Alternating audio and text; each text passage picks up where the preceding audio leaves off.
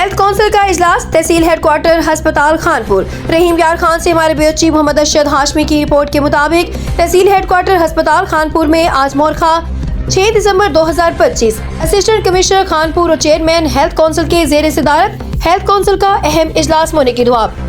इजलास में health council के मुअज़्ज़ज़ रुकन जनाब शेख वकारुद्दीन समेत दीगर मेंबरान ने भरपूर शिरकत की। इजलास का आगाज सेक्रेटरी हेल्थ काउंसिल की जानिब से इजलास के एजेंडे के तफसील पेश करने से हुआ।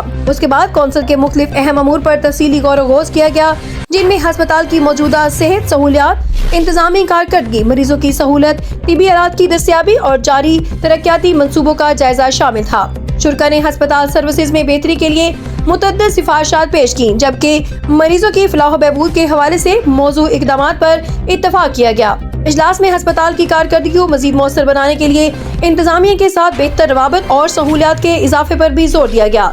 इजलास के इख्तिताम पर चेयरमैन हेल्थ काउंसिल, सेक्रेटरी और दीगर मुअज़्ज़ज़ मेंबरान ने नए आउटडोर ब्लॉक, लेबॉर्ट्री और दीगर अहम शोबाजात का तफसीली दौरा किया। इस दौरान जारी तरक्याती कामों का जायजा लिया गया और सेक्रेटरी हेल्थ काउंसिल की बेहतरीन कारकर्दगी को सराहते हुए उन्हें खराज तहसीन पेश किया गया।